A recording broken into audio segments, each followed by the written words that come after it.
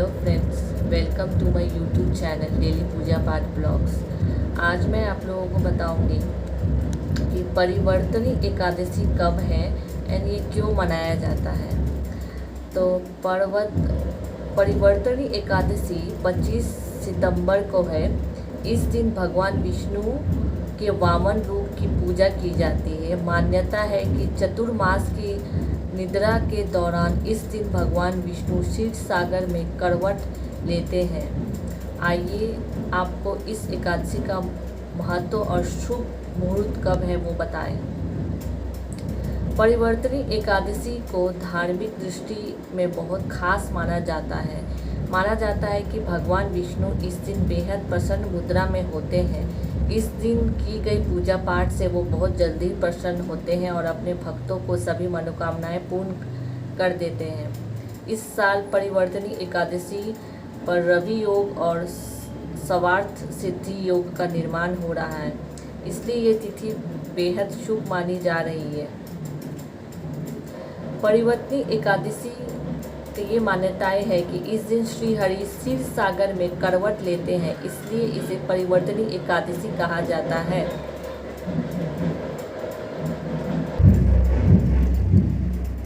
मान्यता के अनुसार इस दिन श्री हरि क्षीर सागर में करवट लेते हैं, इसीलिए इसे परिवर्तनी एकादशी कहा जाता है। इस एकादशी तिथि को भगवान के वामन रूप की पूजा की जाती है।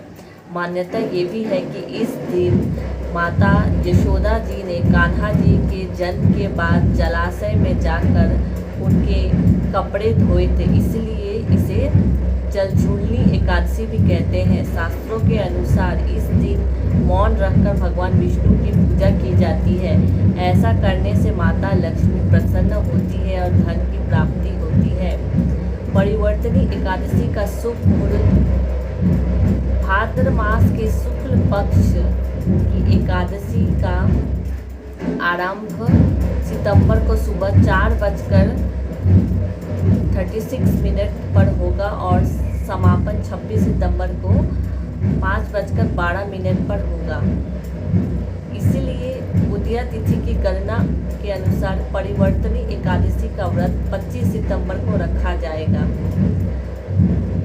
परिवर्तनी एकादशी की पूजा विधि क्या है? इस दिन आप सुबह जल्दी उठकर स्नान कर लें, पूजा घर की साफ सफाई करके वहाँ पे घी का दीप जलाएं, पीले कपड़े पहने, भगवान विष्णु को गंगा जल से अभिषेक करें और भगवान को पीले फूल, फल, मिष्ठान और पीले वस्त्र अर्पित करें, जनेऊ चढ़ाएं।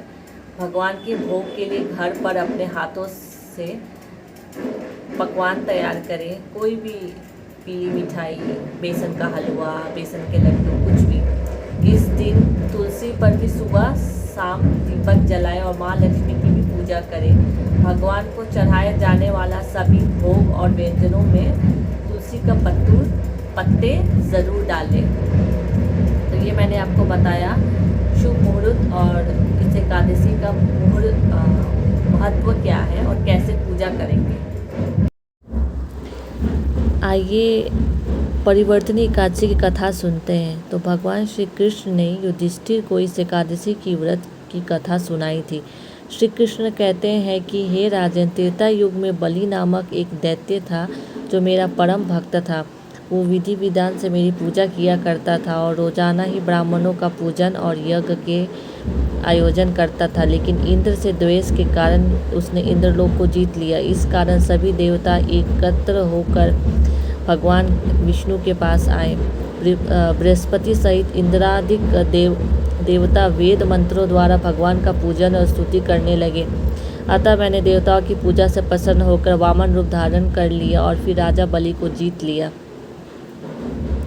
इतनी वार्ता सुनकर युधिष्ठिर बोले कि हे जनार्दन, आपका वामन रूप धारण करके उस महाबली दैत्य को किस प्रकार जीता। आगे श्री कृष्ण ने कहा कि मैंने वामन रूप धारण करके राजा बलि की परीक्षा ली। बलि ने तीनों लोकों पर अपना अधिकार कर लिया था, लेकिन उसके अंदर एक सबसे बड़ा गुण था, वो किसी ब्राह्मण को खाली हाथ नहीं जाने देता था। वो ब्राह्मण को दान में मांगी वस्तु अवश्य देता था। मैंने वामन रूप में बलि से 3 पग भूमि मांगी। बलि ने वामन स्वरूप भगवान विष्णु की प्रार्थना को स्वीकार कर लिया और उसने 3 पग जमीन देने का वचन दे दिया।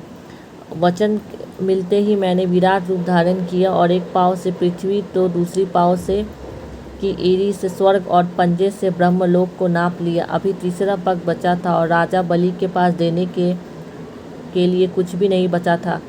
इसलिए बलि ने वचन पूरा करते हुए अपना सिर मेरे पैरों के नीचे रख दिया और इस तरह से भगवान वामन ने तीसरा पैर राजा बलि के सिर पर रख दिया। राजा बलि की वचन प्रतिबद्धता से प्रसन्न होकर भगवान वामन ने उसे पाताल लोक का स्वामी बना दिया।